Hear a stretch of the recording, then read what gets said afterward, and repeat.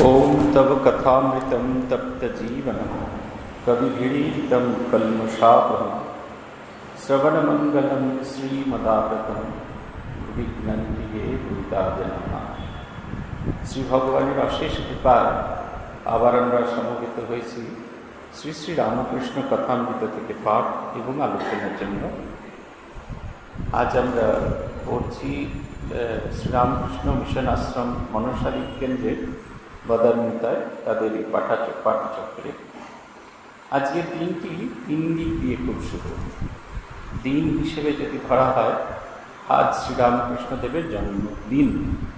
যে 4টি দিনকে আমরা পার্শ্বদের জন্মতিথি ছাড়া বড় পবিত্র বলে মনে করি, তার মধ্যে একটি হলো বুধবার, যেদিন শ্রীরামকৃষ্ণদেবের জন্ম হয়েছিল। দ্বিতীয়টি হচ্ছে বৃহস্পতিবার, শ্রীমা সারদা দেবীর জন্ম হয়েছিল। এবং তৃতীয় ও চতুর্থটি হচ্ছেন শ্রীরামকৃষ্ণ বর্ণিত মধুবার, মঙ্গলবার এবং শনিবার। সেই হিসেবে বুধবার আজকে প্রথম পবিত্র দিন। দ্বিতীয় হচ্ছে আজকে শ্রীকৃষ্ণের লাদিনী শক্তি শ্রীমতী রাধিকার জন্মতিথি, আবির্ভাব তিথি। আজকে রাধাষ্টমী হিসেবে জগতে সবাই স্বীকৃতি দিয়েছে। তৃতীয় হচ্ছে আজ সেই দিন বদলের দিন, যেদিনকে এদেশ থেকে হিন্দু ধর্মের প্রতিনিধি হিসেবে আমেরিকায় শিকাগো শহরে গিয়ে তিনি সমগ্র আমেরিকাবাসী নাগরিকদের ভাই এবং বোন, ব্রাদার সিস্টার্স অ্যান্ড ব্রাদার্স, বোন এবং ভাই, এই সম্বোধনে সম্বোধন করে জগৎকে তার আপনার করে নিয়েছিলেন। এই দিনটি কারণে আজকে দিনটি বিশেষভাবে পবিত্র। আপনারা দেখেছেন, আপনারা অনেকেই জানেন, আপনারা আমাদের অর্থ দিয়ে সাহায্য করেছেন। আমাদের যে রান্নাঘর আছে সেটা খুব জীর্ণ অবস্থায় ছিল। আমেরিকা থেকে একজন দিদিমণি বৃন্দাবন তারা এগিয়ে এসেছিলেন এবং এই বাড়িটি পুনরুদ্ধার করেছে। আজকে সেই পবিত্র দিন। আজকে আমরা আবার সমবেত হয়েছি শ্রীরামকৃষ্ণদেবের রামকৃষ্ণ কথামৃত পাঠ এবং আলোচনা করবার জন্য। ঠাকুর এসেছেন কেশবচন্দ্র সেনের বাড়িতে। আজ কমল কুটিরে সেই বৈঠকখানা ঘরে ঠাকুর ভক্ত সঙ্গী উপবিষ্ট। 2রা এপ্রিল 1882 খ্রিস্টাব্দ প্রায় 5টা। কেশব ভিতরের ঘরে বসেছিলেন, কেশব ভিতরের ঘরে ছিলেন। তাহাকে সংবাদ দেওয়া হইল। তিনি জামা চাদর পরিয়া আসিয়া প্রণাম করিলেন। তাহার ভক্তবন্ধু কালীনাথ বসু পীড়িত তাহাকে দেখতে চাইতেছেন। ঠাকুর আসিয়াছেন, কেশবেরা যাওয়া হইল না। ঠাকুর বলিতেছেন, তোমার অনেক কাজ, আবার খবরের কাগজে লিখতে হয়, সেখানে একটা দক্ষিণেশ্বরে যাবার অবসর নাই। তাই আমি তোমায় দেখতে এসেছি। তোমার অসুখ শুনে ডাব চিনি মেনেছিলাম। মাকে বললুম, মা, এসবের যদি কিছু হয় তাহলে কলকাতায় গেলে কার সঙ্গে কথা করো। একটা ছবি দেখবেন, প্রত্যেকটি অধ্যায় শুরু হচ্ছে, উপেশানুভূতি এটির উপর খুব জোর দিতেন। তিনি বলতেন প্রত্যেকটি অধ্যায় শুরু হচ্ছে এবং সেই অধ্যায়ের আগে একটি ছবি মাস্টারমশাই পরিবেশন করছে। আজকে কত তারিখ, কোন সময় দেখা হয়েছিল, কে কোথায় বসেছিল। ঠাকুর একতলার ঘরে বসেছিলেন এবং দোতলার ঘরে কেশবচন্দ্র সেন আসছেন। তিনি তার বন্ধু কালীনাথ বসুকে দেখতে যাবেন। তিনি অসুস্থ, তাকে দেখতে যাবেন। ঠাকুর এসেছেন বললে তিনি দেখা করতে গেলেন না। ঠাকুরের সঙ্গে যদিও কেশবের সম্পর্কটা খুব ঘনিষ্ঠ, কিন্তু এখনো সে কোথাও একটা দূরত্ব আছে। কেশব ঠাকুরের সঙ্গে দেখা করতে আসছেন ভদ্র সভ্য হয়ে, জামা কাঁধে চাদর এটি পরে আসছেন। এমনি আমরা যেরকম আপনার লোকেদের সঙ্গে দেখা করার জন্য ফর্মালিটি মেনটেন করি না, কিন্তু যারা দূরের মানুষ তাদের জন্য আমরা এই ফর্মালিটিগুলো মেনটেন করে থাকি। ঠিক সেই রকম ফর্মালিটি মেনটেন করছেন তিনি। এই দূরের মানুষ তার সঙ্গে দেখা করতে এসেছেন, দেখা করতে এসেছেন। এই কথোপকথনটা অপূর্ব। বলছেন, তোমার অনেক কাজ, আবার খবরের কাগজে লিখতে হয়, সেখানে একটা দক্ষিণেশ্বর যাওয়ার অবসর। তাকে অ্যাকনলেজ করছেন, তোমার অনেক কাজ। এটা দেখুন আমাদের সবার, আমাদের ভীষণ কাজ। আমার সকল কাজে পাই যে সময় তোমার এটা করতে পারি। আমরা লাফিয়ে ঝাঁপিয়ে জোরজার করে মন্ত্র দীক্ষা গ্রহণ করি, ভগবানকে ডাকবো করি, তারপরে মন্ত্র দীক্ষা ছাড়া, মন্ত্র জপ ছাড়া আর বাকি সমস্ত কাজের আমাদের সময় আছে। সেদিনকে একজন বলছিলেন তিনি খুব বিজি, খুব জপে ভীষণ একটা বিজি, তিনি একেবারেই জপ ধ্যান করার সুযোগ পান না। এই আমাদের ডাক্তারদের এরকম একটা কথা চালু আছে। কাকদ্বীপে একজন দীক্ষা নিতে গেছিলেন, তিনি বলছেন আমার তো খাওয়ারই সময় থাকে না, আমার তো অন্য কোনো কাজ করারই সময় থাকে না, ভগবানকে ডাকবো কি? তাহলে কেন ফর্ম ফিল আপ করতে এসছে? ফর্ম না ফিল আপ করলেই হলো। এই বাচ্চাকে আড়ম্বর এগুলো করার কোনো মানে নেই। আমাদের জানেন তো দুবেলা খাবার সময় আছে, শুধু নিজের দিকে তাকানোর সময়, অন্যভাবে আমরা নিজের দিকে তাকাই। আমরা যখন বাড়ি থেকে বেরিয়ে যাই তখন কিন্তু চুলটা খুব পরিপাটি করে আছে, আয়নার সামনে একবার দাঁড়ায় আমাকে দেখাচ্ছে কেমন, সে কি পুরুষ কি মহিলা, কারুর কম কারুর বেশি, কিন্তু কি পুরুষ কি মহিলা। আমাদের সবার নিজেকে দেখার সময় আছে, নিজেকে দেখালে বাইরের দিকটা দেখার সময় আছে, weather are looking good but not. আমাদের স্কুলের ছেলেদের দেখেছিলাম, বিদ্যা মন্দিরের ছাত্রদের দেখেছিলাম, তখন তারে জমিন পর সিনেমা এসেছে। বিদ্যা মন্দিরের ছাত্ররা রোজ বিকেলবেলা ক্লাস শেষে এই বেলুর মঠে ঠাকুর প্রণাম করতে আসে, দেখছি সেই ঢেউ খেলানো চুল, আমির খান যে ঢেউ খেলানো চুল, সে একটু ঢেউ খেলানো চুল করেছে, আর নতুন নতুন করেছে, তার খালি মনে হচ্ছে ঢেউটা বোধহয় কমে গেছে। আবার যেতে যেতে পকেটে একটা চিরুনি নিয়ে আবার তুলে সেই ঢেউ খেলাচ্ছে। আমরা পূজনীয় প্রেসিডেন্ট মহারাজকে প্রণাম করে ফিরে আসতাম আর ওদের দেখতাম। তারে জমিন পর করানো হচ্ছে। এই ছবিটা পূজ্যপাদ স্মরণানন্দ নিয়ে এসেছিলেন কোয়েম্বাটুর থেকে সাধু ব্রহ্মচারী এবং বিদ্যা মন্দিরের ছাত্রদের দেখার জন্য। এই বিবেকানন্দ হলে আমরা যদি প্রথম দেখলাম হেডকোয়ার্টার্সে, তারপরে বিবেকানন্দ হলে এটা দেখানো হলো, তারপরে দূর থেকে দেখছি আমির খানের মতো ঢেউ খেলানো চুল সবার হয়ে গেছে। আমরা খুব হাসতাম, দেখতাম। দেখুন আমাদের নিজেদের আমরা বাইরে কতটা আমাকে সুন্দর দেখাচ্ছে সে সম্পর্কে আমরা ভীষণ রকমের কনসিয়াস, একটুও দেখবেন না আমাদের কনসিয়াসনেস কম আছে, কিন্তু আমার ভেতরের মানুষটাকে দেখার আমাদের সময় নেই। এই যে তোমার তাই সময় পাচ্ছে না, তাই আমি তোমার কাছে এসেছি, বলছে না, তাই আমি তোমাকে দেখতে এসেছি, হচ্ছে ভগবানের কৃপা। যখন আমরা নিজেরা পারি না তখন তিনি কৃপা করে আমাদের দর্শন দেবেন বলে আসেন। এটা হচ্ছে সেই কৃপার ছবি। তোমার অসুখ শুনে ডাব চিনি মেনেছেন, তো দেখুন শ্রীরামকৃষ্ণের ভালোবাসা, তার অসুখ শুনে তিনি ডাব চিনি মেনেছিলেন। তখনকার দিনে দেবতাকে পূজা দেওয়ার এটা একটা কায়দা ছিল, ডাবের ভেতরে একটু চিনি দেওয়া হতো, চিনি কিনে নিয়ে যাওয়া হতো, মাকে নিবেদন করার সময় এই ডাবের মাথাটা খুলে তার ভেতরে চিনি দেওয়া হতো, মিষ্টি ডাব মাকে নিবেদন করেছে। ডাবের জল অনেক সময় কষা থাকে, তাই দেবীকে ভালো জিনিস নিবেদন করার জন্য সেই ডাব চিনি মানত করতো। আগেকার দিনে কলকাতার লোকেরা কেন, এটা হুগলির দিকে খুব প্রচলন ছিল ডাব চিনি মানত করা।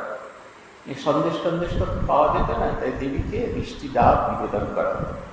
কতটা আপনার কেশবকে তিনি কতটা ভালোবাসেন, শুধু তাই নয়, কেশবের কতটা গুরুত্ব আছে তার জীবনে, এটাও কিন্তু দেখার মতো।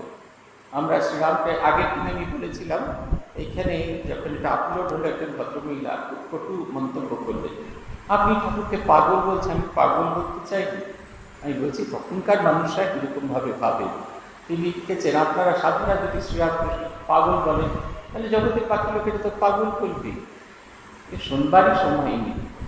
আমরা শ্রীরামকৃষ্ণকে পাগল বলছিলাম, বলছি জগৎ তাকে পাগল বলে ভাবতেন, কিন্তু এই যে ঘটনাগুলো তিনি কার সঙ্গে কথা বলেন কলকাতায় গিয়ে?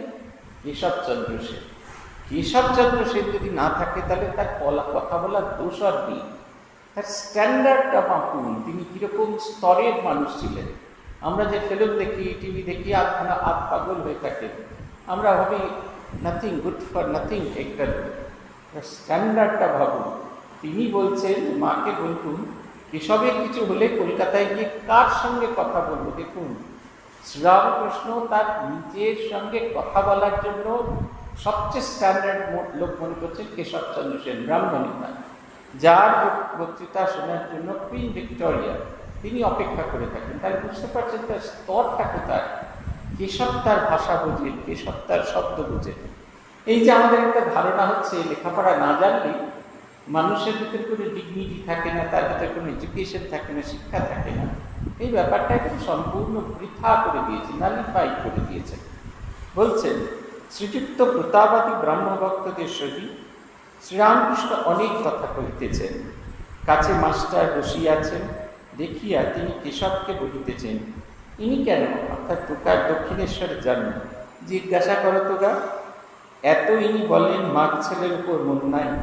মাস্টার সবে 1 মাস ঠাকুরের কাছে যাতায়াত করিতেছেন। শেষে যাইতে কয়েকদিন বিলম্ব হইয়াছে, তাই ঠাকুর ঐরূপ কথা বলিতেছেন। ঠাকুর বলিয়া দিয়াছিলেন, আসতে দেরি হলে আমায় পত্র দেবে। কিরকম একটা ভালোবাসা! 1 মাস ধরে আসছেন, আসতে তার দেরি হচ্ছে, তাই তার প্রতি তিনি আকর্ষণ বোধ করছেন, তাই ছল করে বলছেন। তিনি বসে আছেন দেখে বলছেন, এই লোকটা ইনি কেন ওখানে যান না, জিজ্ঞাসা করোটা। এই এত অব্দি ঠিক ছিল। তারপরে বলছেন, আমরা যেটা বলে থাকি, ইনি মাঘ ছেলের উপর মন নাই, এনার মাঘ ছেলের উপর মন নাই, তার সাংসারিক জাগতিক বিষয়বস্তুর মধ্যে মন নাই। আমাদের এখানে গেস্ট হাউসে একজন ভদ্রমহিলা এসেছিলেন, এই গল্পটা আমি অনেকবার বলেছি। তিনি এসে আমাকে বললেন, বুঝলেন তো মহারাজ, সংসার থেকে সমস্ত বন্ধন ছিন্ন করে এসেছি। এই তিন দিন শুধু আমি আর ভগবান, কেউ নেই, কারোর সঙ্গে আর কোনো সম্পর্ক নেই। ওমাই বলে গেলেন। তারপরে আমি খেতে যাব, এই ভক্তদের খাবার ভাগটা অতিক্রম করে সাথীদের খাবার ভাগ। এর চেয়ে উনি বলছেন, বস্তু বারটার করে নিয়েছো তো, টালগুলো বার করে তো ফোনে বলছেন, কর্তাকে এখান থেকে ইনস্ট্রাকশন দিচ্ছেন। বলছেন না, সংসারে ঘর সঙ্গে সমস্ত সম্পর্ক তুলে দিচ্ছে। সেইখানেও কি ঠিক ছিল। তারপরে বিকেলে আমি অফিসে বসে আছি, ভদ্রমহিলা চা খেয়ে, এই আপনারা দেখবেন আমাদের চায়ের ঘর থেকে বেরোলে একটা এই বসার সিঁড়ির পাশে একটা বসার জায়গা আছে, সেইখানে বসেই একবার চিৎকার করছেন আর বলছেন, রাত্রিবেলা মশারি খাটিয়ে নেবে গো, নাহলে কিন্তু মশাতে একবারে ছিঁড়ে যাবে। বিকেল 4টে বাজে, আর তিনি তখনও পর্যন্ত তিনি এগিয়ে গেছেন। রাত্রি 9টার সময় তার স্বামী খাওয়ার পরে যে শুতে যাবেন, তার ব্যবস্থাটা কীরকম হয়েছে। আমরা বলি না, আমরা সংসার ছেড়ে আসি, আসলে সংসারকে ফিজিক্যালি ছেড়ে আসি, মনে মনে সংসারকে বয়ে নিয়ে আসি। সেই খরস্রোতা নদীর সামনে দিয়ে গুরু শিষ্য যাচ্ছিলেন। নদীতে বেশি জল নেই, কিন্তু বর্ষার কারণে খুব খরস্রোতা হয়ে আছে। তাই একজন ভদ্রমহিলা দাঁড়িয়ে আছেন, তিনি কিছুতেই নদীটি অতিক্রম করবার মতো সাহস করতে পারছেন না। গুরু ভারী জ্ঞানী, ভারী ত্যাগী। গুরু কন্যাটিকে কাঁধে করে তুলে নদীটিকে পার করে ওপারে পৌঁছে আবার তারা যাত্রা শুরু করলেন। শিষ্য অবাক বিষয়ে ভাবছেন, এত জ্ঞানী, এত তপস্বী, তার এরকম অবস্থা। তিনি সে কিছুতেই তার উত্তর পাচ্ছেন না, মুখখানা একবারে তার সেই শ্রাবণের মেঘের মতো হয়ে আছে। 3 দিন বাদে গুরু জিজ্ঞেস করলেন, তোমার কি হয়েছে, তুমি এরকম মুখ কালো করে আছো কেন? বলছে, গুরুদেব, আমার জীবনে একটাই সংশয়। কি সংশয়? না, আপনি এমন ত্যাগী পুরুষ, আপনি ওই মেয়েটাকে কি করে কাঁধে করে পাত্র পরে নিয়ে গেলেন? বললেন, ওমা, ও কি কথা, আমি তো 3 দিন আগে তাকে নামিয়ে এসেছি, তুমি এখনো বয়ে বেড়াচ্ছ? আমাদের হচ্ছে এইটা কথা। আমরা সংসারকে ভাবি ফিজিক্যালি ছেড়ে এসেছি, মেন্টালি আমাদের যে অ্যাটাচমেন্ট, সেটা থেকে আমরা কিছুতেই বেরোতে পারি না। সংসারের এই যে তীব্র আকর্ষণ আমাদের এমন আকৃষ্ট করে রাখে। অথচ ভেবে দেখুন, আমরা যদি আজকে এই মুহূর্তে যদি চলে যাই, আমাদের দিকে জগৎ ফিরেও তাকাবে না। আমার মনে আছে, এই ঘটনা বহুবার ঘটেছে আমার জীবনে। আগে যখন আমরা অল্প বয়সে ছিলাম, অন্যদের যাদের বাড়িতে লোকজন নেই, তাদের সঙ্গে আমরা যেটা ডেড বডি দাহ করতে, বন্ধুরা মিলে সবাই মিলে যেতাম। অল্প বয়সী ছেলেদের এরকম থাকে। গিয়ে দেখেছি একজনের তার বাবার শরীর দাহ করতে এসছেন, কেঁদে একবারে উট্টুকুটি খাচ্ছে। আমরা যখন গিয়ে পৌঁছালাম, এত কাঁদছে। তখন তো নিমতলা মহাশ্মশানে এতগুলো চুল্লি ছিল না, তাই 2টো চুল্লিতে দাহ হচ্ছে। তার বাবা একটু দেরিতে আছে, জিজ্ঞেস করছেন, আচ্ছা বডিটা কখন ঢুকবে? দেখুন, এতক্ষণ যা তাকে হারিয়ে কেঁদে আকুতি হচ্ছিলেন, তার বাবা ছিলেন এতক্ষণ, ঘন্টা 2 বাদে সেটা ডেড বডিতে পরিণত হচ্ছে। আমি তারপরেও আরেকটা ঘটনা বলি। প্রত্যেকবার নামি তোলার সময় সেই পেছন দিয়ে সিঁড়ি দিয়ে আমি নামতাম, শুধু দেখার জন্য যে আমাদের শরীরটা দাহ হয়ে গেল তার কি হয়। রাশি রাশি স্তূপাকার করে ছাই, যে বডিটাকে নিয়ে আমাদের এত আনন্দ, যে শরীরটাকে ঠিক করার জন্য এত আনন্দ, যে শরীরটাকে আমরা এত ইম্পর্টেন্স দিই, আলটিমেটলি ওইটি ছাইতে রূপান্তরিত, কেউ ফিরেও তাকায় না। শ্রীমা সারদা দেবীর ভাষায় 1.5 সের ছাই, তার বেশি আর কিছু নেই। তার আর কোনো ভ্যালুয়েশন নেই। এটা হচ্ছে কথা। ব্রাহ্ম ভক্তেরা শ্রীযুক্ত সমাধ্যায়কে দেখিয়া ঠাকুরকে বলিতেছেন, ইনি পণ্ডিত, বেদান্তাদি শাস্ত্র করিয়াছেন। ঠাকুর বলিতেছেন, হ্যাঁ, এর চক্ষু দিয়া এর ভিতরটি দেখা যায়, যেমন সার্সির ভিতর দিয়া ঘরের ভিতরকার জিনিস দেখা যায়। এইটার আরেকটা দুটো অর্থ। একটা হচ্ছে যিনি পণ্ডিত, যার পাণ্ডিত্য হৃদয়ের ভেতর প্রবেশ করেছে, সেই জ্ঞানের প্রকাশ তার চোখ, মুখ, শরীর দিয়ে প্রকাশিত হয়। পূজ্যপাদ জ্যোতিষানন্দজি মহারাজকে আমরা দেখেছি, রঙ্গনাথজি পরমজনদের দেখেছি। তাদের যে অপার পাণ্ডিত্য, সেটা কিন্তু বাহ্যিক কোনো প্রকাশ নেই, কিন্তু তাদের মুখের দিকে তাকালে, তাদের চোখের দিকে তাকালে জ্যোতির্ময় মুখ, জ্যোতির্ময় চোখ, সেই জ্ঞানের আলো সেটা যেন কোনোভাবে আটকে রাখা যাচ্ছে না, কোনো কিছু দিয়ে যেন আটকানো যাচ্ছে না, এমন জ্যোতির্ময় শরীর। এটা আমরা এর আগে কোনো দিন দেখিনি। এই যে চোখ, একবারে জ্যোতির্ময় প্রকাশ। ট্রেনিং সেন্টারের আচার্যদের দেখেছি, মহাপণ্ডিত সব, স্বামী জ্যেষ্ঠানন্দজি, স্বামী সুমিত্রানন্দজি, সবাই লোকান্তরিত, কিন্তু দেখবার মতো সাধারণ মানুষ, সাধারণের মতো, কিন্তু যখন তারা কথা বলতেন তাদের চোখগুলো ভীষণ আকর্ষণীয় ছিল। সেই দিকে তাকালে আমরা বুঝতে পারতাম। এইটা হচ্ছে কথা। প্রথম ছবিটা বলছেন, হ্যাঁ, ওর চোখের মধ্যে দিয়ে প্রকাশ হচ্ছে। এবার তিনি তার ঐশ্বরিক শক্তির কথা বলছেন। হ্যাঁ, চোখের ভেতর দিয়ে ওর ভেতরটাও দেখা যাচ্ছে। কিরমভাবে দেখা যাচ্ছে? সার্সি, এই যে আগেকার দিনে কাঠের আলমারিতে কাঁচের দরজা থাকতো, এই ভেতরে যা জিনিসপত্র রাখা হতো, সেই জিনিসপত্রগুলো সেই বাইরে থেকে দেখা যেত। আপনারা অনেকেই দেখেছেন, সেই বাসন কোসন সব নানা কিছু জিনিস থাকতো, বাইরে থেকেই দেখা যেত। ঠিক সেই রকম শ্রীরামকৃষ্ণকে বলছেন, সে ঐশ্বরিক, তিনি সে ঐশ্বরিক ক্ষমতা সম্পন্ন। তাকে বাইরে থেকে, কাঁচের বাইরে থেকে যেরকম জিনিসপত্র দেখা যায়, সেরকম মানুষটি বাইরে থেকে দেখতে পায়। এইরকম কথা, এই একটি কথা আমরা কখনো কখনো পূজ্যপাদ জ্যোতিষানন্দজি মতে মুখে শুনেছি। আমরা মহারাজকে জিজ্ঞাসা করেছিলাম, আচ্ছা ঠাকুর যে বলতেন আপনি এরকম দেখতে পান, মহারাজ তো ভীষণ কোনো মানুষ ছিলেন, কিছুতেই বলতেন না, কথা সহজে বলতে পারতেন না, কিন্তু তার দৃষ্টি, একদিন তিনি বলে ফেলেছিলেন, হ্যাঁ দেখতে পাই, হ্যাঁ দেখা যায়, দেখতে পাই না, হ্যাঁ দেখা যায়। কিন্তু তিনি যে দেখতে পেতেন সেটা আমরা তাকে দেখলেই বুঝতে পারতাম। আমরা অদ্ভুত একটা সংকোচ বোধ হতো তার সামনে গেলে, মনে হতো তিনি আমার সবটুকু দেখে ফেলেছেন, তিনি আমার সবটুকু জেনে ফেলেছেন, এমন এক অন্তর্ভেদী দৃষ্টি। শ্রীযুক্ত ত্রৈলোক্য গান গাইতেছেন, গান গাইতে গাইতে সন্ধ্যার বাতি জ্বালা হইল, গান চলিতে লাগিল। গান শুনিতে শুনিতে ঠাকুর দণ্ডায়মান, মার নাম করিতে করিতে সমাধিস্থ। কিঞ্চিত প্রকৃতিস্থ হইয়া নিজেই নৃত্য করিতে করিতে গান ধরিলেন। ত্রৈলোক্যনাথ সান্যাল ব্রাহ্ম সমাজের বিশিষ্ট নেতা। তার একটি গান ঠাকুরের ভীষণ, তার গাওয়া একটি গান ঠাকুরের খুব প্রিয় ছিল। এটি নীলকণ্ঠ মুখোপাধ্যায়, যাত্রাকার, পালাগার ছিলেন, বিখ্যাত যাত্রা শিল্পী, তার লেখা। আপনারা অনেকেই শুনেছেন, কতদিনে হবে সে প্রেম সঞ্চার, হয়ে পূর্ণ কাম বলব হরিনাম, নয়নে বহিবে প্রেম অশ্রুধার। ঠাকুর তার গান শুনছেন, গান শুনতে শুনতে আর তিনি বসে থাকতে পারছেন না, গভীর সমাধিতে দাঁড়িয়ে পড়েছেন। ভাব যোগে তিনি আর নিজেকে সামলাতে পারছেন না, তাই নাচছেন আর গাইছেন। কি গান? সুরা পান করি না আমি, সুরা খাই জয় কালী বলে, মন মাতালে মাতাল করে, মদ মাতালে মাতাল বলে, গুরুদত্ত গুরু লয়ে প্রবৃত্তি তাই মশলা দিয়ে, জ্ঞান শুনতে চোয়ায় ফাটি পান করে মোর মন মাতালে। মূল মন্ত্র যন্ত্র করা শোধন করি বলে তারা, প্রসাদ বলে এমন সুরা খেলে চতুর্বর্গ মিলে। খুব মানে প্রয়োজনীয় গান। সুরা পান করি না আমি, সুধা খাই জয় কালী। সুরা পান এখানে বলছেন ইনটক্সিকেশন, মানে নেশাগ্রস্ত হওয়া। পূজ্যপাদ বিশুদ্ধানন্দজি মহারাজ বলতেন, ভক্তরা যখন ভগবানের নেশায়, ভগবানের নামে তাদের নেশা হয়, সেই নেশার নাম হচ্ছে গোলাপী নেশা।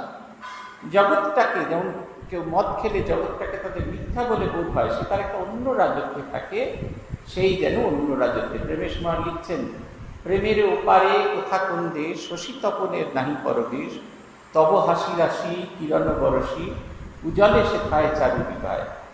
বলছেন আমাদের ভেতরে প্রেমাগ্নি, প্রেম প্রজ্বলিত হলে তখন আমাদের ভেতরে একটা নতুন জগৎ তৈরি হয়। প্রেমের উপারে সেথা কোন দেশ, শশী তপনের নাহি প্রবেশ। শশী তপন কেন? এই জগৎকে আলোকিত করে আছে। জগতের রূপ হচ্ছে চন্দ্র এবং সূর্য। বলছেন সে এমন জ্যোতিতে পূর্ণ, সেখানে চন্দ্র সূর্যের জ্যোতিও ম্লান হয়ে যায়। শশী তপনের নাহি প্রবেশ, তব হাসি রাশি কিরণ বরসী। আলোটা তাহলে কোথা থেকে আসছে? তোমার সে দিব্য হাসি থেকে আসছে। তব হাসি রাশি কিরণ বরসী, উজ্জ্বলে সে তায় চারুনি হয়। সর্বত্র তার সেই হাসি আনন্দের স্রোত সেটা যেন বিভর করে রাখে। তাই বলছেন সুরাপান করি না আমি, বাহ্যিক সুজা আমি খাই না। বাহ্যিক লোকে যেমন মদ খেয়ে মাতলামি করে, আমি সেই সুধা পান করি না। সুধা খাই জয় কালী বলে।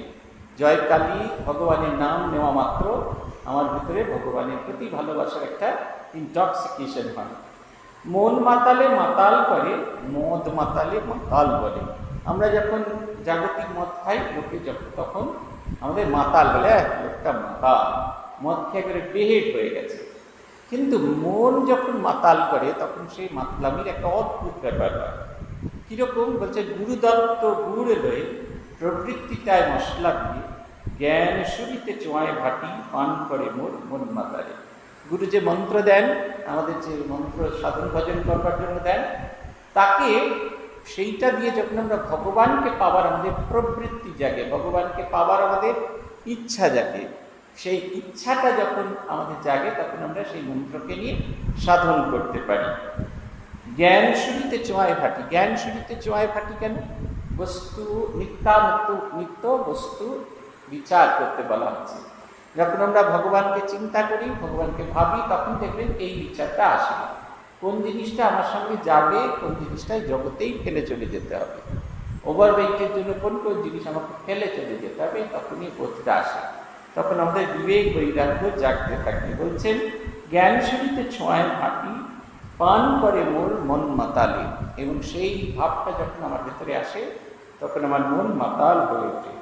মূল মন্ত্র যন্ত্র করা শোধন করি বলে তারা, প্রসাদ বলে এমন সুরা খেলে চতুর্বর্গ মিলে। চতুর্বর্গ ধর্ম, অর্থ, কাম, মোক্ষ, এই যে চতুর্বর্গ।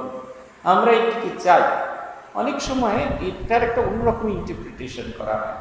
ধর্ম আপনারা জানেন, আমরা ভাবি আমরা ধার্মিক থাকি। অর্থ মানে আমরা টাকা সম্পদশালী হই। কাম্য বস্তু পাই তাই কাম, আর এই পেলেই আমরা মোক্ষ হই। কিন্তু এখানে সে কথা বলছে না। ধর্ম হচ্ছে যেখানে আমি আমার সাধক সত্তাকে জাগিয়ে রাখতে পারি, ধর্ম। অর্থ হচ্ছে চারিত্রিক সম্পদে আমি সম্পদশালী হই।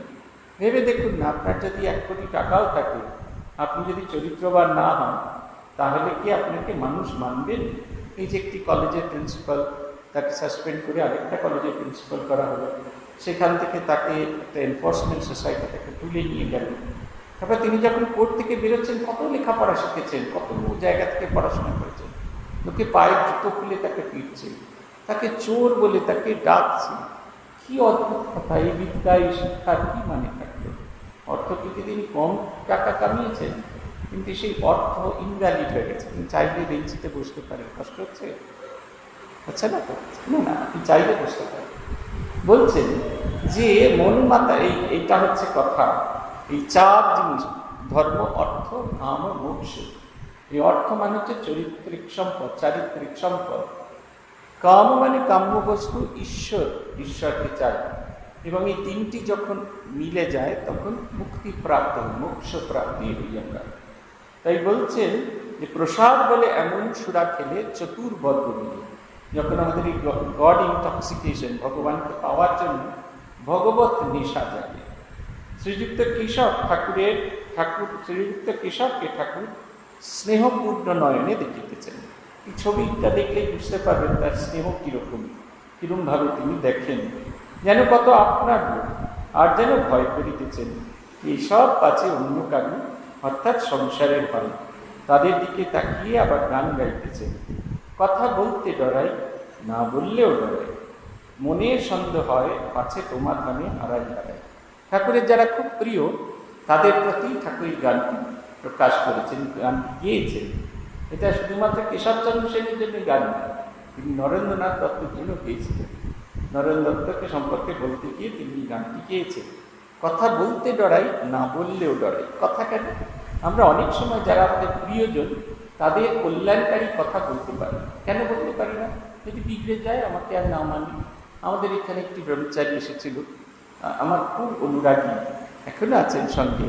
তিনি আমার এত অনুরাগী, আমি খেয়ে চলে গেলে গ্লাসে যতটুকু জল থাকতো সেইটা তিনি পান করতেন। তারপরে অনুরাগ যখন খসে গেল তখন তিনি বলছেন, আপনি, আপনার প্রতি এত ভালোবাসা ছিল, আপনি এখন আমার সেই আমি আপনার এরকম জলটাও খেতাম, আপনি আমাকে এরকম কথা বলে ফেললেন।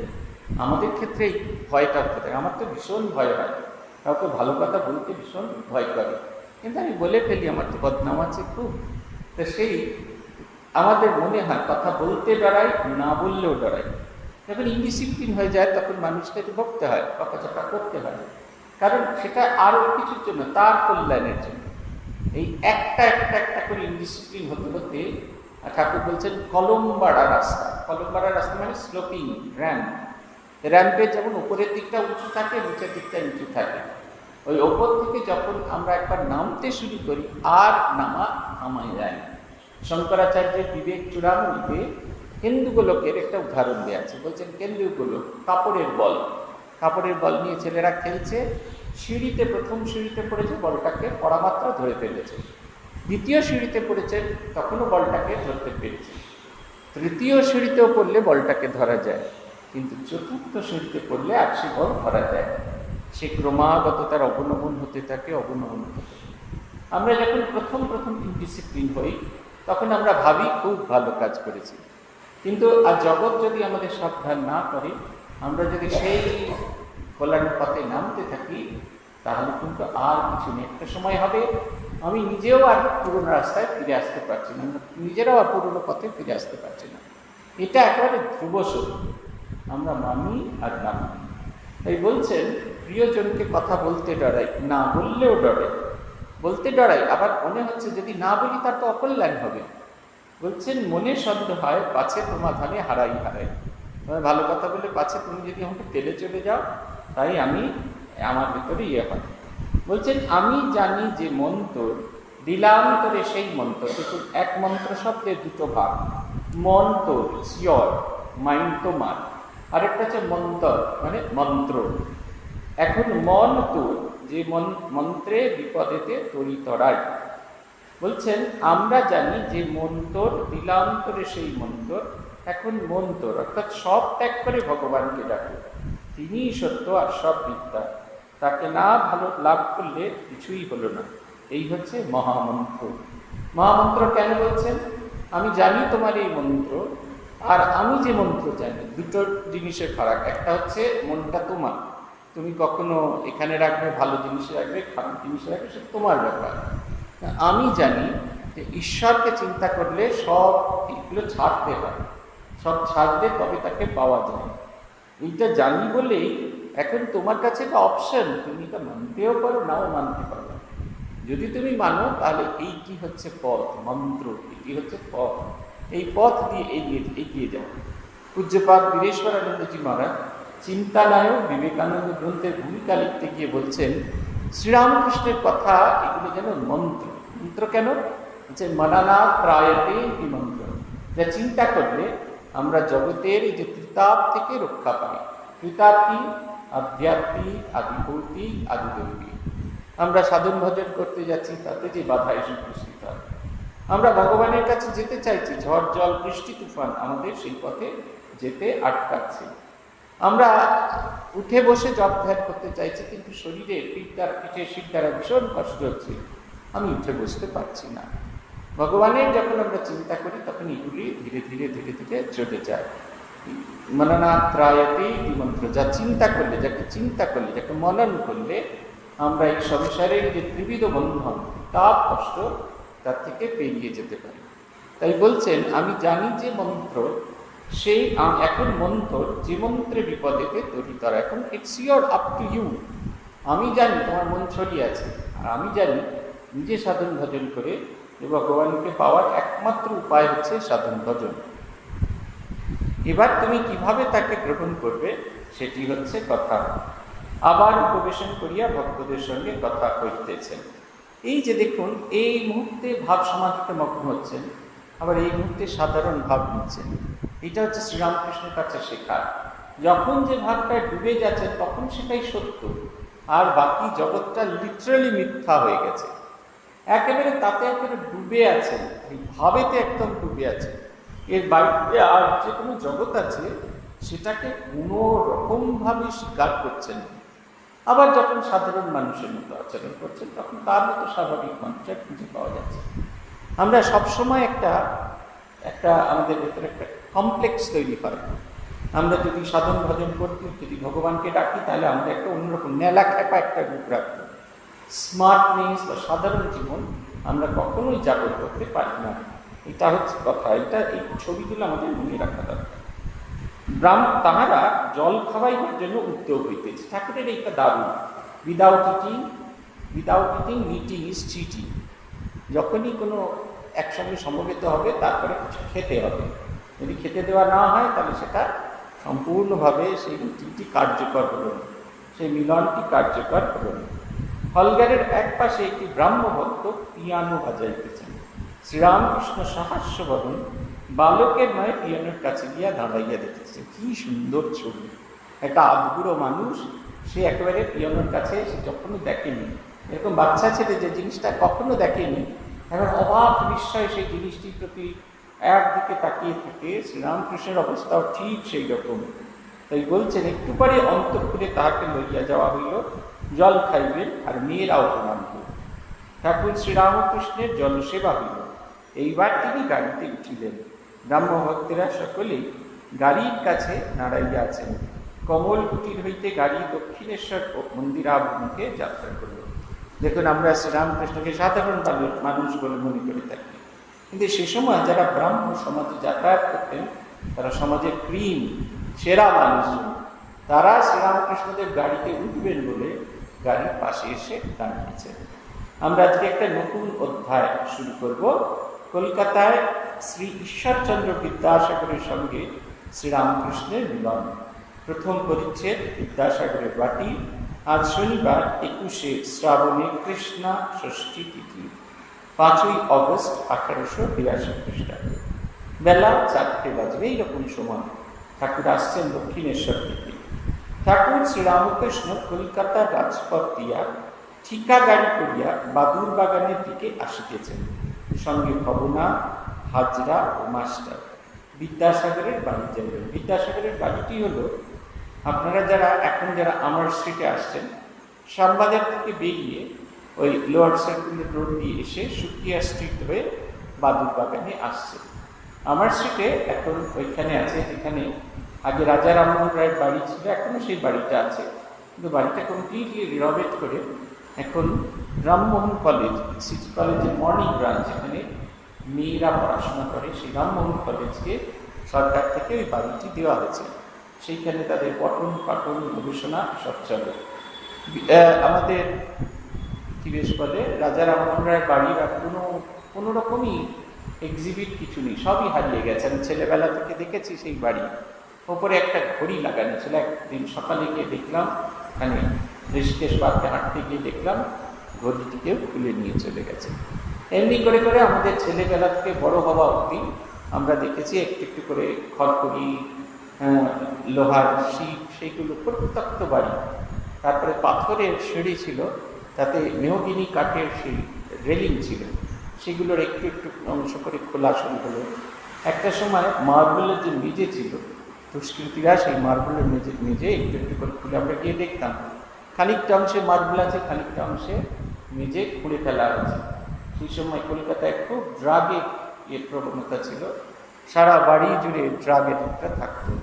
জঙ্গলে ভরা সাধারণ ভদ্র মানুষ তারা যেত না। আর তার পাশে একটা জায়গায় কলকাতা কর্পোরেশন সমস্ত রকমের ডাম্প করত।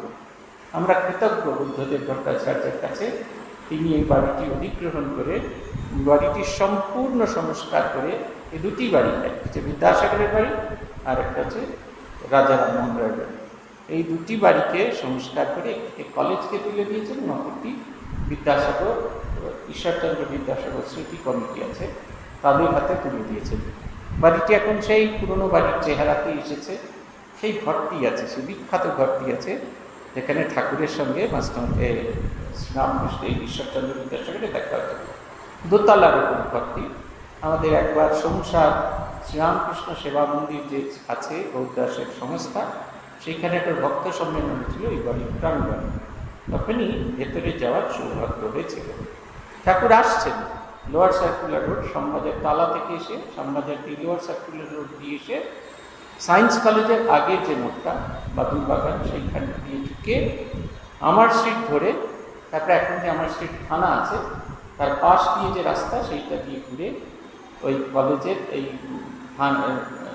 বাগানের পেছন দিকে বিদ্যাসাগর সেখানে আসছেন, ঘোড়ার গাড়িতে করে তিনি আসছেন। ঠাকুরের জন্মভূমি হুগলি জেলার অন্তঃপাতি কামারপুকুর গ্রাম। এই গ্রামটি বিদ্যাসাগরের জন্মভূমি বীরসিংহ নামক গ্রামের নিকটবর্তী। ঠাকুর শ্রীরামকৃষ্ণ বাল্যকাল হইতে বিদ্যাসাগরের দয়ার কথা শুনতেছেন, তিনি ছেলেবেলা থেকে শুনছেন। বিদ্যাসাগর তার চেয়ে 16 বছরের বড় ছিল। 1820 সালে বিদ্যাসাগরের জন্ম হয়, আর ঠাকুরের জন্ম 1836 সালে। সেই কারণে শ্রীরামকৃষ্ণ যখন বালক তখন বিদ্যাসাগর খুব বড় মানুষ হয়ে গেছে। অতএব বিদ্যাসাগরের কথা তিনি শুনেছেন। বলছেন, দক্ষিণেশ্বর কালীবাড়িতে থাকিতে থাকিতে তাহার পাণ্ডিত্য ও দয়ার কথা প্রায় শুনিয়া থাকেন। মাস্টার বিদ্যাসাগরের স্কুলে অধ্যাপনা করেন শুনিয়া বলছেন যে ঠাকুর শ্রীরামকৃষ্ণ দক্ষিণেশ্বরের কালীবাড়িতে থাকিতে থাকিতে তাহার পাণ্ডিত্য ও দয়ার কথা প্রায় শুনিয়া থাকেন। মাস্টার বিদ্যাসাগরের স্কুলে অধ্যাপনা করেন শুনিয়া তাহাকে বলিয়াছিলেন, আমাকে বিদ্যাসাগরের কাছে কি লইয়া যাইবে? আমার দেখিবার বড় স্বাদ হয়। এটা হচ্ছে শ্রীরামকৃষ্ণের জীবনের একটি অন্যতম বৈশিষ্ট্য। তিনি সবসময় নিজে এগিয়ে গিয়েছেন ভগবানের সঙ্গে দেখা করবার, কোনো মানুষজনের সঙ্গে দেখা করার জন্য। পণ্ডিত বৈষ্ণবচরণের সঙ্গে তিনি দেখা করতে গিয়েছেন, বড় বড় পণ্ডিতদের সঙ্গে তিনি দেখা করতে গিয়েছেন, এবং কেশবচন্দ্র সেনের সঙ্গেও তিনি নিজে থেকে দেখা করতে গিয়েছেন। আমাদের নিজে থেকে কোথাও দেখা করতে গেলে আমাদের কষ্ট বোধ হয়, কিন্তু শ্রীরামকৃষ্ণ তাকে নিজে থেকে তাদের সঙ্গে দেখা করতে গিয়েছিলেন। তার নিজেকে সবসময় অন্য মানুষের থেকে নিজেকে ছোট করে তুলেছিলেন, ছোট করে রেখেছিলেন। তাই বলছেন যে আমার মাস্টারমশাইকে তিনি বলেছিলেন, মাস্টার বিদ্যাসাগরকে এই কথা বলিলেন। বিদ্যাসাগর আনন্দিত হইয়া তাহাকে একদিন শনিবার 4টের সময় করে আনিতে বলিলেন। একবার মাত্র জিজ্ঞাসা করলেন, কীরকম পরমহংস? তখনকার দিনের মানুষজনের যে বোধ, যে চেতনা ছিল, তারা যেভাবে শ্রীরামকৃষ্ণকে দেখতেন সেই প্রশ্ন বিদ্যাসাগর মঠ করেছিলেন। বলছিলেন, কীরকম পরমহংস? তিনি কি গেরুয়া কাপড় পরে থাকেন? মাস্টার বলেছিলেন, আজ্ঞা না। এবার দেখুন মাস্টারমশাইয়ের দৃষ্টিতে আধুনিক পরমহংস কীরকম তিনি ছিলেন। বলছেন, আজ্ঞা না, তিনি এক অদ্ভুত পুরুষ। অদ্ভুত পুরুষ কেন? মাস্টারমশাই কয়েকদিন হলো তিনি শ্রীরামকৃষ্ণের কাছে এসেছেন, তাই তার কাছে শ্রীরামকৃষ্ণ বড় অদ্ভুত মনে হয়েছে, এরকম তিনি দেখেননি। আপনারা দেখবেন পূর্ব অধ্যায়ে তিনি প্রথম যখন সমাধি দর্শন করলেন, তার মনে হলে এরকমটাও হয়, ভগবানকে চিন্তা করতে করতে করতে এমন অবস্থা হয় যেখানে নিজের সত্তাকে ভুলে যাচ্ছেন। এরকম তিনি আগে কখনো দেখেননি। আবার দেখছেন তাকে যখন ভালো করে গ্লো দিচ্ছেন, ওমা এর ছেলে হয়েছে, তোমার বিয়ে হয়েছে গো, তোমার ছেলে হয়েছে গো। আবার যখন বলছেন তোমার স্ত্রী কেমন, বিদ্যাশক্তি না অবিদ্যাশক্তি, তখনও ওই আমাদের তাকে ভীষণ রকমের গ্লো দিচ্ছেন। তুমি বলছেন ভালো, তবে অজ্ঞান। আর ঠাকুর বলছেন, ও তুমি বুঝি ভারী জ্ঞান। এ দেখুন, এটাও দেখছেন, তার বাস্তব জ্ঞানটাও টনটনে। আবার ঈশ্বরের সঙ্গে ডুবে গেছেন, এটাও মানুষটা আমরা দেখিনি। তাই বলছেন তিনি এক অদ্ভুত পুরুষ। লাল পেড়ে কাপড় পরেন, জামা পরেন, বার্নিশ করা চটি জুতা পরেন। রানী রাসমণির কালীবাড়িতে একটি ঘরে বাস করেন। সেই ঘরে তক্তপোষ আছে, তার উপর বিছানা মশারি আছে, সেই বিছানায় শয়ন করেন। কোনো বাহ্যিক চিহ্ন নাই, আউটার এক্সপ্রেশন এগুলো কিচ্ছু নেই। তাহলে স্পেশালিটি কি? বলছেন, তবে ঈশ্বর বই আর কিছু জানেন না। এটা হচ্ছে সবচেয়ে বড় শ্রীরামকৃষ্ণের বৈশিষ্ট্য। ঈশ্বর ভিন্ন, আর অন্য কিচ্ছু তিনি জানেন না। তিনি ডুবে আছেন, ঈশ্বর ভিন্ন, আর কোনো কিছু তিনি জানেন না। অহর্নিশ তাহারই চিন্তা করেন, নিশিদিন তার চিন্তা করেন। এরকম মানুষ আমরা দেখি। হয় আমরা ফ্যাশন কনসিয়াস, হয় আমরা বডি কনসিয়াস, নাহলে আমরা গডলি কনসিয়াস। হয় ভগবানকে নিয়ে চিন্তাতে ডুবে আছি, অথবা নিজেকে নিয়ে চিন্তাতে ডুবে আছি। দেখছি চুলের কালার ঠিক হচ্ছে কিনা, হেনাটা ঠিক লাগানো হয়েছে কিনা, বা গেন্ডির কালারটা বা ব্রাউনিশ এসছে কিনা, এইগুলো নিয়ে আমাদের চিন্তা। আমাদের এইসব নিয়ে একটা বিয়ে বাড়ি যদি আসে, তাহলে কত রকমের চিন্তা থাকে। কি শেরওয়ানি পরবো, কি চোস পরবো। আমি একটা ছেলের কথা বলেছিলাম, আমাদের সিথির মোড়ে দাঁড়িয়ে আছে, আমাদের গাড়িটা দাঁড়িয়ে আছে, আর ছেলেটিকে দেখছি সে শ্রীকৃষ্ণের মতো এরকম দুর্বঙ্গ হয়ে দাঁড়িয়ে কিছু একটা দেখছে। আমিও গাড়ির কাঁচ নামিয়ে তাকে দেখার চেষ্টা করলাম। দেখলুম সে পায়ে একটা নাগড়া পড়েছে। সেই নাগড়াটার মাথাটাকে সে ঠুকছে। নাগড়াতে একটা সুর থাকে, সেই সুরটা পুরুন পুরুন করছে কিনা সে দেখছে। কনফার্ম হয়ে নিচ্ছে সে যখন নাগড়াটা পরে বিয়ে বাড়িতে যাবে, তার প্রতি স্টেপের সঙ্গে ওই যে সুরটা সেটা এমনি এমনি করে নড়বে, এপাশ ওপার ওপাশ হবে, সেইটা সে যেন দেখতে পায়। মজার কথা, আমাদের হয় আমরা যে সংসারের ইয়েতে ডুবে থাকি, নয় ঈশ্বরকে ডুবে থাকি। এমনই লোক যে সম্পূর্ণভাবে কনসিয়াস।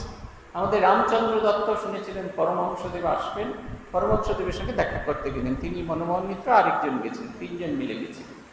তাদের ধারণা গায়ে, সারা গায়ে ভস্য লাগানো থাকবে, নিমটি পরে থাকবে, মাথায় জটা থাকবে, চিমটে থাকবে, আর এক রাস ভক্ত শিষ্য নিয়ে বসে থাকবে।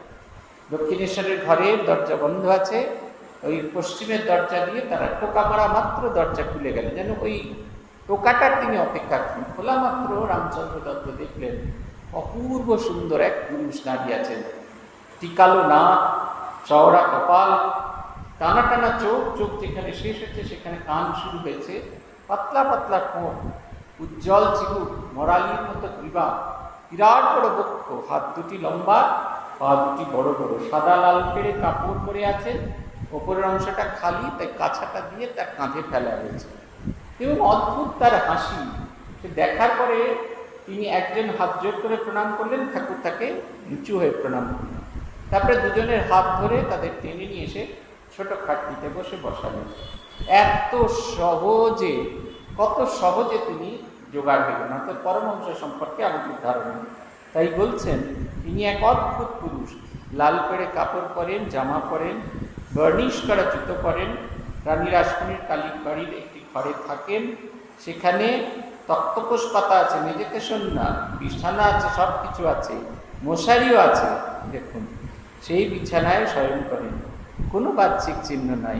কিন্তু স্পেশাল যেটা বৈশিষ্ট্য সেটা হচ্ছে ঈশ্বর বই আর কিছু জানেন না। অহর্নিশ তিনি তাহারই চিন্তা করেন। গাড়ি দক্ষিণেশ্বরী কালীবাড়ি হইতে ছাড়িয়াছে, পোল পার হইয়া শ্যামবাজার হইয়া ক্রমে অ্যামার স্ট্রিটে আসিয়াছে। ভক্তরা বলিতেছেন এইবার বাবু বাগানের কাছে আসিয়াছে। ঠাকুর বালকের নয়, আনন্দে গল্প করিতে করিতে আসিতেছেন। অ্যামার স্ট্রিট আসিয়া হঠাৎ তাহার ভাবান্তর হইল, যেন ঈশ্বরাবেশ হইবার উপক্রম। গাড়ি রামমোহন রায়ের বাগান বাড়িতে কাছে আসিতেছে। মাস্টার ঠাকুরের ভাবান্তর দেখেন নাই, তাড়াতাড়ি বলিতেছেন এইটি রামমোহন রায়ের বাড়ি। ঠাকুর বিরক্ত হইলেন, বলিলেন এখনো সব কথা ভাল লাগছে না। ঠাকুর ভাবাবিষ্ট হয়েছে। দেখুন, ওয়ান পয়েন্টেডনেস। ভগবানকে ডাকছেন, ঈশ্বরীয় চিন্তা করবেন, মনকে প্রস্তুত করছেন। এতক্ষণ তিনি যখন দক্ষিণেশ্বর থেকে বেরিয়েছেন ছোট ছেলের মতো বাকি সকলের সঙ্গে আনন্দ করতে করতে যাচ্ছেন, কোনো ফারাক নেই। কিন্তু ধীরে ধীরে ধীরে ধীরে তিনি সেপারেটেড হয়ে যাচ্ছেন, আলাদা হয়ে যাচ্ছেন, আর তাকে আমার আপনার মতো চেনা যাচ্ছে না। ঠাকুরকে আমাদের বড় আপনার বলে বোধ হয়, তার কারণ হচ্ছে আমরা নিজেদের সঙ্গে খানিকটা তাকে মিলিয়ে ফেলি। আমার মতো তিনি, এইটা আমাদের মনে হয়, কিন্তু তিনি আমাদের মতো মনে হলেও তিনি আমাদের মতো নন। এটা হচ্ছে কথা। তিনি আমাদের মতোই, কিন্তু তিনি আমাদের মতো নন। তিনি আমাদের থেকে বহু যোজন দূরে আছেন। সেই যোজন দূরত্ব অতিক্রম করতে আমাদের অনেকটা সময় লাগবে।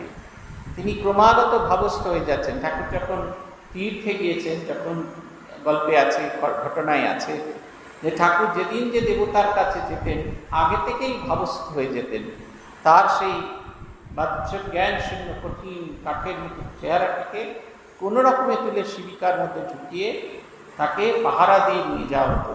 যখন তিনি মন্দিরে গিয়ে যেতেন তখন তাকে আর আর খুঁজে পাওয়া যেত না, তিনি যেন সেই ভাবের সাথে ডুবে আছেন। আমরা আসা যাওয়ার পথে, মন্দিরে আসা যাওয়ার পথে কত কি দেখি। এই গঙ্গার স্নান করে গঙ্গাসাগরের মন্দিরে যাওয়ার পথে দেখে নিই ডালা অর্কেটগুলোতে কী কী দোকানে কী কী সাজানো আছে। একবার কপিলমুনিকে হ্যালো করে ফেরবার পথে বাড়ির জন্য একটা ঝিমকের পর্দা কিনে নিয়ে যাব, নাহলে 4টে শাঁখ কিনে নিয়ে যাব। মাটির শাঁখে তো এরকম সুন্দর বাজে এরকম জানি না। আমাদের কিন্তু দেবতা ছাড়া সমস্ত কিছুতে মন থাকে। হ্যাঁ, দেবতা ছাড়া সমস্ত কিছুতে মন থাকে। আত্মস্থানজি জিজ্ঞেস করছেন আমাদের কেমন দেখাচ্ছিল ঠাকুরকে। সবাই বলছে যে হলুদ রঙের কাপড় পরেছে, খুব সুন্দর পাড়, তার পিঠগুলো এত। আবারও জিজ্ঞেস করছেন কেমন দেখাচ্ছে ঠাকুরকে।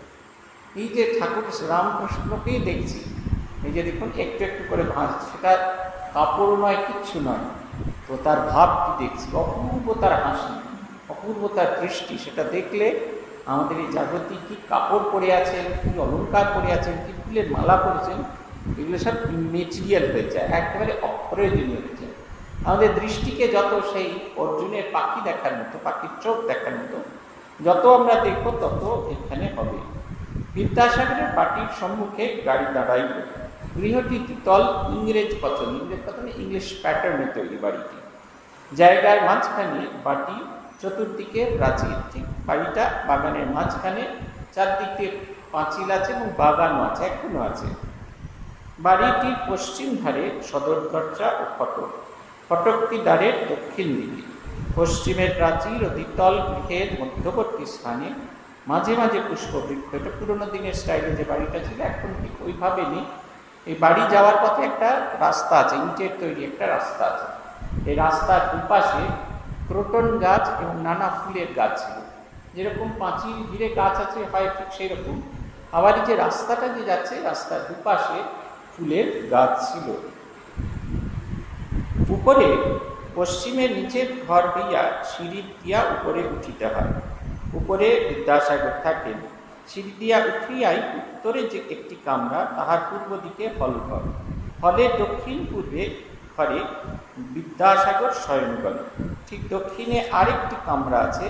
এই কয়টি কামরা বহুমূল্য পুস্তক পরিপূর্ণ। দেওয়ালের কাছে সারি সারি অনেকগুলি পুস্তকাগারে অতি সুন্দর রূপে বাঁধানো বইগুলি সাজানো আছে। হলঘরের পূর্ব সীমান্তে টেবিল চেয়ার আছে। বিদ্যাসাগর যখন বসিয়া কাজ করেন তখন সেইখানে তিনি পশ্চিমাশ্ব হইয়া, মানে গেট যেদিকে সেই দিকে মুখ করে তিনি বসেন। যারা দেখাশোনা করিতে আসেন তাহারাও টেবিলের চতুর্দিকে প্রবিষ্ট হন। টেবিলের উপর লিখিবার সামগ্রী, মাইনিউট ডেসক্রিপশন। আমাদের মাস্টারমশাই বলছেন কাগজ, কলম, দোয়াত, ব্লটিং, অনেকগুলো চিঠি, বাঁধানো হিসাবের খাতা, 2-4খানি বিদ্যাসাগরের পাঠ্যপুস্তক রইয়াছে দেখতে পাওয়া যায়। এই কাষ্ঠাসনের ঠিক দক্ষিণের কামরাটিতে খাট বিছানা আছে, সেখানে উনি শয়ন করেন। দেখুন টেবিলের ওপরও কি আছে, কাগজ কলম আছে, দোয়াত, ব্লটিং। দোয়াত ব্লটিং আর এখন দেখতে পাওয়া যায় না। এখন যদি আপনারা এই প্রধানমন্ত্রী, রাষ্ট্রপতি যখন সভা ইয়ে হয়, শপথ গ্রহণ অনুষ্ঠান হয়, একটু লক্ষ্য করে দেখবেন এখনও কেন্দ্রীয় সরকারের যে সিগনেচারটা যেটা হয় সেটা কালির কলমে। কালির কলমে সই করার পর ডাস্টারের মতো দেখতে, খানিকটা এপাশ আর ওপাশ হয়, তার একটা মুন্ডি আছে আর ভেতরে ব্লটিং কাগজ লাগানো থাকে। আগেকার দিনে সই হয়ে যাওয়ার পর যাতে কালিটা ধুয়ে না যায়, তাই ব্লটিং পেপার লাগিয়ে এমনি এমনি করে উল্টে দেওয়া হয়। আমরা যখন ছোট ছিলাম, পরীক্ষা দেওয়ার সময় শেষের দিকটা যখন কালিতে হয়ে যেত, তখন ব্লটিং পেপার সঙ্গে করে আমরা নিয়ে যেতাম, চিপে চিপে দিতাম, আর ছোটো ছোটো ছোটো ছোটো বিন্দু বিন্দু হতো, আর সেই ব্লটিং পেপার সেটা নিয়ে যেত, ফলে খাতাটা নষ্ট হতো না। এই ব্লটিং এই যখন সেটা টেবিলে থাকে তখন কাঠ দিয়ে তৈরি, কাঠের একটা স্কেচতে সেই ব্লটিং অংশটা লাগানো থাকে, সেটা এমনি এমনি করে উল্টানো হয়। এমনি করে উল্টানো হয় কেন? তাহলে অক্সিজেন ঢুকতে পারবে, দ্রুত শুকিয়ে যেতে পারবে। কি সুন্দর! টেবিলের উপর যে পত্রগুলি চাপা আছে তাহাতে কি লিখা রহিয়াছে? কোনো বিধবা হয়তো লিখিয়াছেন, আমার অপবর্ণ শিশু অনাথ, দেখিবার কেহ না, আপনাকে দেখিতে হইবে। কেহ লিখিয়াছেন, আপনি খরমাতর চলিয়া গেছেন, খরমাতর মানে কর্মটার, এই সাঁওতাল পর্বনের খরমাতর চলিয়া গিয়েছেন, তাই আমার মাসোহারা ঠিক সময় পাই নাই, বড় কষ্ট হইয়াছে। কোনো গরিব লিখিয়াছেন আপনার স্কুলে ফ্রি ভর্তি হইয়াছে, কিন্তু আমার বই কিনিবার ক্ষমতা নেই। কেউ লিখিয়াছেন আমার পরিবারবর্গ খেতে পাচ্ছে না, আমাকে একটি চাকরি করিয়া দিতে হইবে। তার স্কুলের কোনো শিক্ষক লিখিয়াছেন আমার ভগিনী বিধবা হইয়াছে, তার সমস্ত ভার আপনাকে লইতে হইবে, তার সমস্ত ভার আমাকে লইতে হইবে, এই বেতনে আমার চলে না। হয়তো কেউ বিলাত থেকে লিখিয়াছেন আমি এখানে বিপদগ্রস্ত, আপনি দিনের বন্ধু, কিছু টাকা পাঠাইয়া আসন্ন বিপদ হইতে আমাকে রক্ষা করুন। এটি মাইকেল মধুসূদন দত্ত সম্পর্কে বলা হচ্ছে। কেউ বা লিখিয়াছেন অমুক তারিখে সলিসিট দিন নির্ধারিত, আপনি সেদিন আসিয়া আমাদের বিবাদ মিটাইয়া দেবেন। ঠাকুর গাড়ি হইতে অবতরণ করিতেছেন, মাস্টার পথ দেখাইয়া বাড়ির মধ্যে লইয়া যাইতেছেন। উঠানে ফুল গাছ, তাহার মধ্যে আসিতে আসিতে ঠাকুর বালকের ন্যায় বোতামে হাত দিয়া মাস্টারকে জিজ্ঞাসা করিতেছেন, জামার বোতাম খোলা রয়েছে, এতে কি কিছু দোষ হবে? গায়েখানি লং ক্লথের জামা, পরনে লাল করে কাপড়, তার আঁচলটি কাঁধে ফেলা, পায়ে বার্নিশ করা ছোট জুতা। মাস্টার বলিলেন আপনি ও জন্য ভাববেন না, আপনার কিছুতেই দোষ নেই, আপনার বোতাম দেবার দরকার নেই। বালককে বুঝাইলে যেমন নিশ্চিন্ত হয়, ঠাকুর তেমনি নিশ্চিন্ত হইলেন। একেবারে ছোট্ট শিশু তিনি ঈশ্বরচন্দ্র বিদ্যাসাগর পণ্ডিতের সঙ্গে দেখা করতে চলেছেন। এটা একটি অপূর্ব ছবি তিনি আমাদের উপহার দিলেন। শ্রী ভগবানের কৃপা হলে আগামী বুধবার এই পরের অংশ থেকে আমরা আলোচনা করি। আজ এই পর্যন্ত। ওম নিরঞ্জনম নিত্যম অনন্তরূপম ভক্তানুকম্পাযুত বিগ্রহম করি ঈশাবতারম পরমেশ্বরীয়ম তং রামকৃষ্ণম শিরসা নমামি। ওম শান্তি শান্তি শান্তি। হরি ওম তৎসৎ। শ্রী রামকৃষ্ণার্পণমস্তু।